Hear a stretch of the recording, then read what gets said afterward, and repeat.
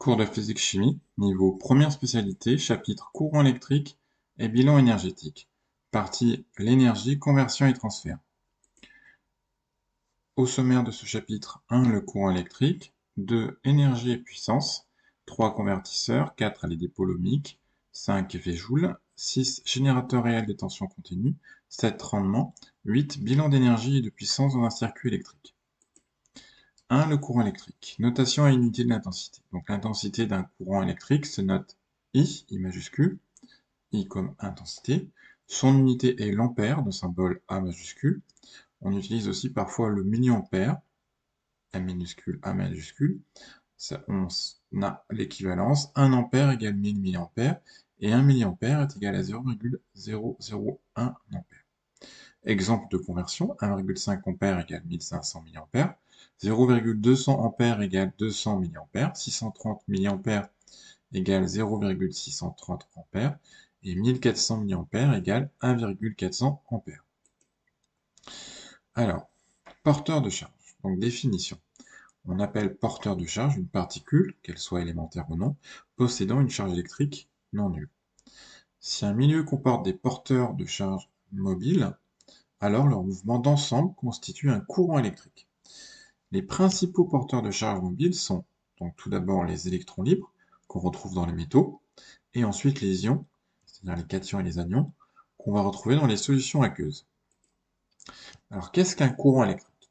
Par définition, un courant électrique correspond à un flux de porteurs de charge mobiles animés d'un mouvement d'ensemble dans la même direction et le même sens. Courant électrique dans un métal. Donc les métaux ont une structure particulière. Leurs atomes établissent entre eux des liaisons dites métalliques qui sont légèrement différentes des liaisons covalentes, c'est-à-dire entre les atomes d'une même molécule, par exemple, ou même des liaisons ioniques, c'est-à-dire la force qui s'exerce entre les ions d'un solide ionique. Pour simplifier, on peut décrire un métal comme un réseau de noyaux atomiques métalliques qui baignent dans un nuage d'électrons qui se déplacent de manière totalement désordonnée. Ces électrons sont appelés des électrons libres. Ils circulent d'atome en atome sans qu'il y ait naturellement de mouvement d'ensemble. Les atomes métalliques restent cependant globalement neutres, puisque lorsqu'un électron est cédé, eh bien, ils en récupèrent un d'un atome voisin. Lorsqu'un métal est soumis à une tension électrique, alors il s'établit dans ce métal un champ électrique qui influence le mouvement des électrons libres. Ils sont soumis à une force électrique qui provoque un mouvement d'ensemble de ces derniers. Donc on retient que lorsqu'un métal est soumis à une tension, il apparaît un mouvement d'ensemble des électrons libres qui constitue un courant électrique. Sens conventionnel du courant électrique. Dans un circuit électrique, le sens conventionnel du courant va de la borne positive du générateur à sa borne négative. Ceci évidemment à l'extérieur du générateur. Ce sens est souvent indiqué sur un schéma électrique de manière normalisée à l'aide de flèches pleines de couleur rouge. Donc pour les distinguer facilement des autres symboles. Ces flèches sont situées sur les fils de connexion. Donc, vous avez un exemple de schéma normalisé où on indique le sens du courant.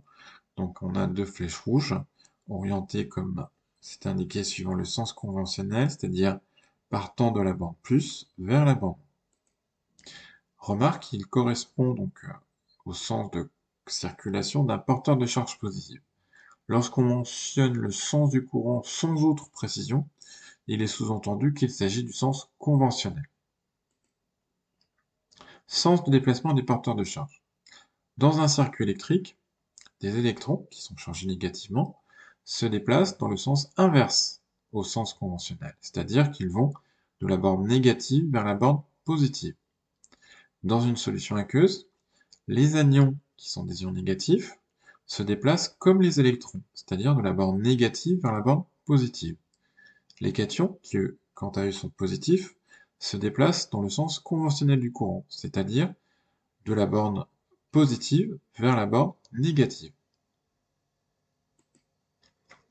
Calculer l'intensité d'un courant. L'intensité est définie comme le flux de charge électrique à travers une section de conducteurs électriques. Si Q majuscule est la charge totale des porteurs de charge qui traverse la section d'un conducteur électrique pendant une durée ΔT, alors l'intensité du courant électrique au niveau de cette section correspond au rapport de la charge Q par la durée ΔT, ce qui peut se traduire par la formule suivante: I est égal à valeur absolue de Q sur ΔT, où I est l'intensité du courant électrique en ampères. Donc, valeur absolue de Q est exprimée en coulombs, et ΔT est la durée qu'il faut à la charge électrique pour passer la section, donc exprimée en secondes. Cette relation peut aussi être exploitée pour déterminer la valeur de la charge électrique qui traverse la section d'un conducteur. Donc on a alors valeur absolue de la charge Q est égale à I fois ΔT, et on peut aussi l'exprimer pour calculer la durée qu'il faut pour que cette charge Q traverse la section lorsqu'un courant d'intensité I circule. Donc on a ΔT est égal à valeur absolue de la charge divisé par I. Mesurer l'intensité du courant. Donc, rappel de collège, l'intensité du courant qui circule dans une branche de circuit électrique peut se mesurer à l'aide d'un ampèremètre. En général, on utilise un multimètre en mode ampèremètre. Borne COM avec la borne A ou milliampère, avec un calibre sélectionné dans la zone adaptée. L'ampèremètre se branche toujours en série. Il est inséré entre deux dipôles du circuit. 2. Énergie et puissance. L'énergie est une grandeur notée E majuscule, avec parfois des précisions en indice ou entre parenthèses. Elle s'exprime en joules. Elle peut exister sous différentes formes, énergie mécanique, lumineuse, sonore, électrique, etc. Et elle peut être convertie, c'est-à-dire changer de forme. Par exemple, une énergie électrique peut être convertie en énergie lumineuse et en énergie thermique dans une lampe. Elle peut aussi être transférée, c'est-à-dire passer d'un système à un autre. Quelles que soient les transformations que subit l'énergie, elle obéit à une règle de conservation universelle. La quantité d'énergie totale garde la même valeur. Autrement dit, l'énergie totale d'un système avant conversion est égale à l'énergie totale du même système après conversion. Et l'énergie totale perdue par un système est égale à l'énergie totale reçue par d'autres systèmes. La puissance. La puissance est une grandeur qui se note P majuscule et s'exprime en watts. Elle correspond à l'énergie échangée par un système pendant une durée d'1 seconde. Si un système échange une énergie E pendant une durée ΔT, alors on peut calculer l'énergie grâce à la formule suivante. E est égal à P fois ΔT, où E est l'énergie échangée en joules, P est la puissance en watts, et ΔT est la durée pendant laquelle l'énergie est échangée en secondes. On peut aussi déduire que la puissance est donnée par la relation P est égal à E sur ΔT. Par ailleurs, la puissance électrique, échangée par un dipôle, est donnée par la relation P est égal à U fois I, où P est la puissance en watts, U la tension en volts, I l'intensité en ampères. 3. Convertisseur. Définition. Un convertisseur est un système qui convertit l'énergie reçue en une autre forme d'énergie. Exemple de convertisseur: un conducteur ohmique convertit l'énergie électrique en énergie thermique. Une lampe convertit l'énergie électrique reçue en énergie lumineuse. Un haut-parleur convertit l'énergie électrique en énergie sonore, qui est une forme d'énergie mécanique. Un moteur convertit l'énergie électrique en énergie mécanique.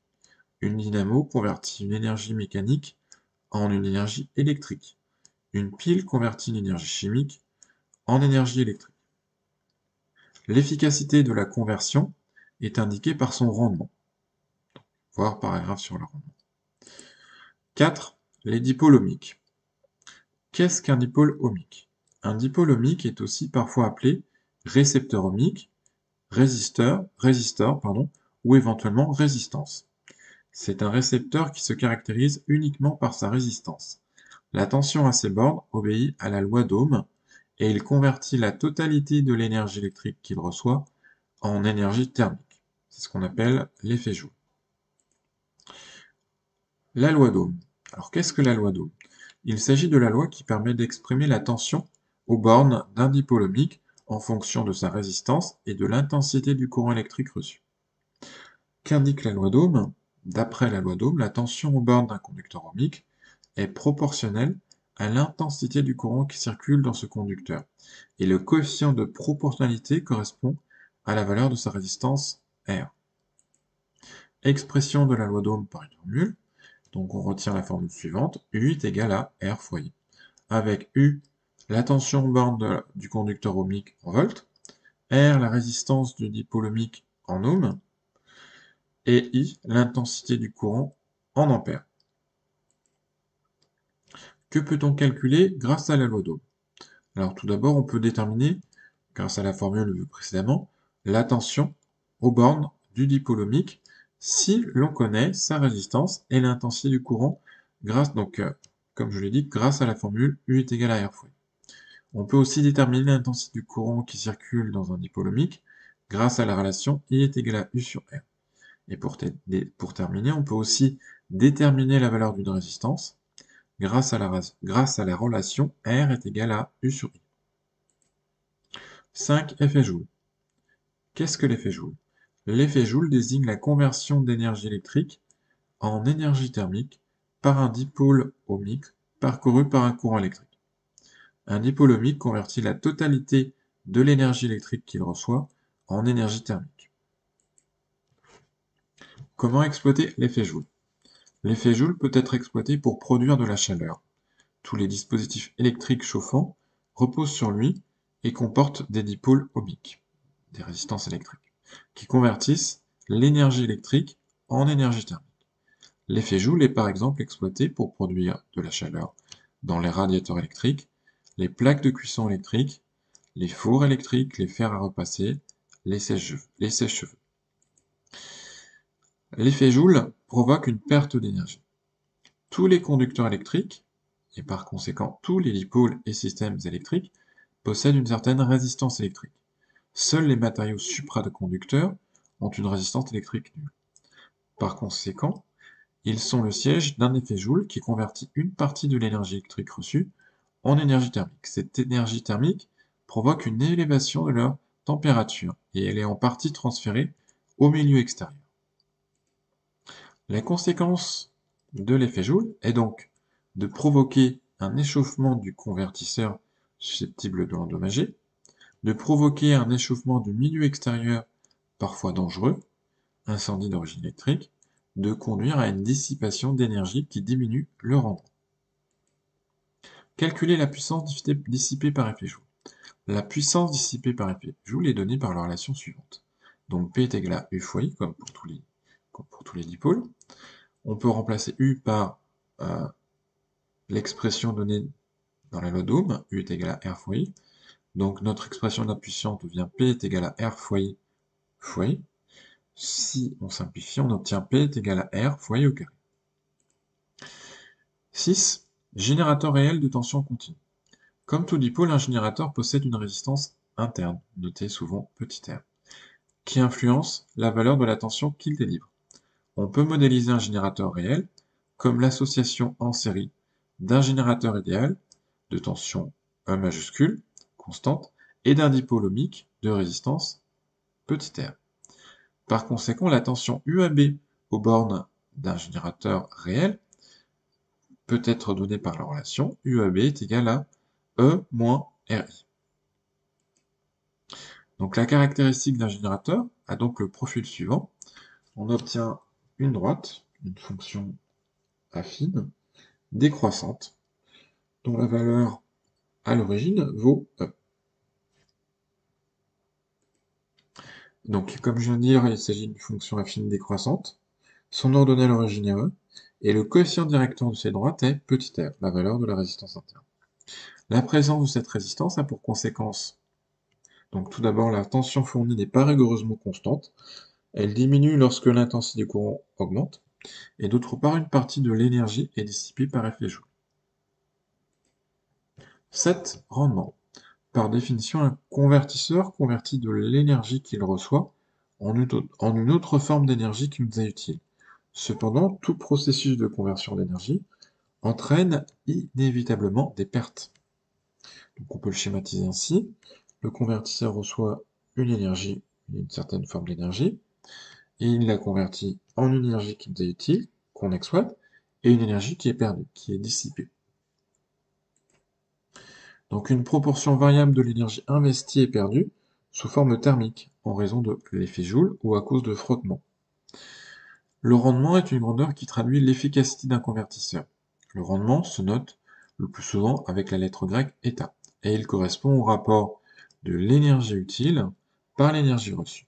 Il peut se calculer grâce à la formule suivante, eta, rendement, est égal à E, donc énergie utile, divisé par E reçue, énergie reçue, où les deux énergies sont exprimées dans la même unité, par exemple en joules.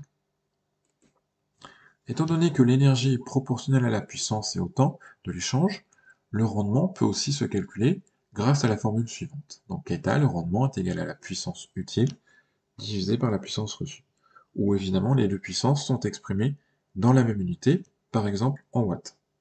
Remarque, le rendement peut aussi parfois s'exprimer sous la forme d'un pourcentage. Pour cela, il suffit d'ajouter un facteur 100 aux formules précédentes, ce qui donne rendement eta est égal à E utile sur E reçu fois 100, ou eta rendement est égal à P utile sur P reçu fois 100.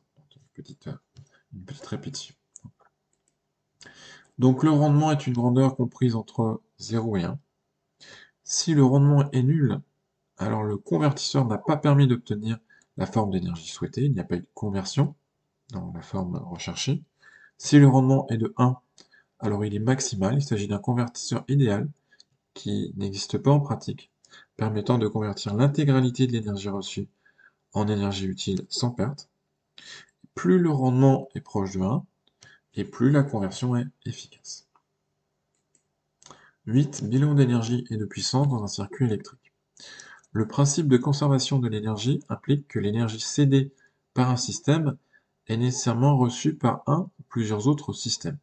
Si l'on applique ce principe à un circuit électrique, alors l'énergie fournie par le générateur correspond à la somme des énergies reçues par les récepteurs du circuit.